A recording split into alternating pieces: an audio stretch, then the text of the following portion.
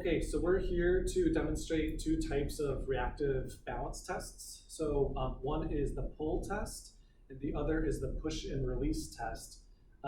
Just to give you an idea of what we're talking about, the pull test, if Tina's my patient, I'm just gonna unexpectedly pull back at her anterior shoulders to induce a stepping reaction, and then I'm counting how many steps it takes her to keep her balance. Alternatively, the push and release test is a test where Tina is leaning back like a falling tree, and I'm gonna say at some point I'm gonna let go and you need to catch your balance, okay? And I'm ready to catch her as needed. So those are the two tests. The pull test, the first one that we showed you, that one you will see referenced when you're establishing someone's Hoehn-Yahr level in Parkinson's disease for staging.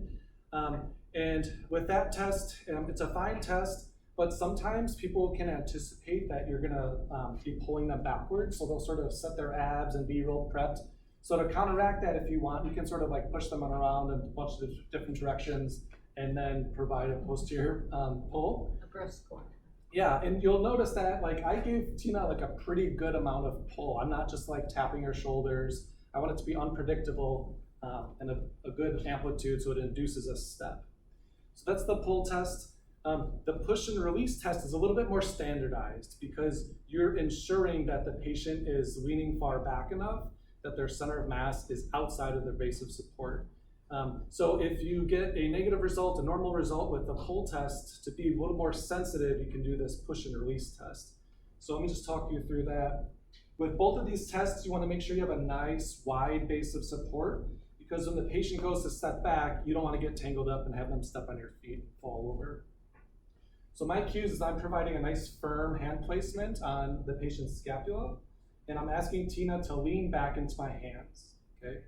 A very common thing you'll see patients do is they'll do this limbo move where they keep their hips forward, but they're doing like this. But if I let go, she's not gonna have to take a step, right? So I want everything to be falling together. So go ahead and fall into my hands like a falling tree, Tina. At some point, I'm gonna let go, okay? And then when she's ready, okay, so I'm ready to let her keep her balance and move with her as she's coming back. So that was some fascinating you might see in Parkinson's disease, for example. So I'm moving with her to allow her to try to regain her balance. But after 8 or 10 steps, you're just gonna stop them because they'll keep going until you hit the wall, okay? You also wanna be able to catch a patient if they were to dependently fall down, right? So if they didn't take any sort of stepping reaction, which happens.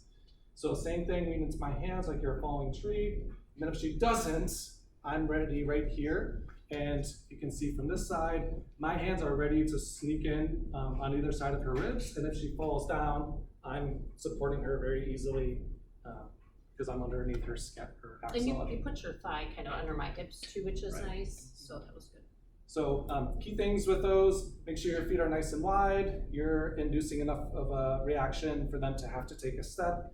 You're keeping them safe, and yeah, those are your reactive balance tests.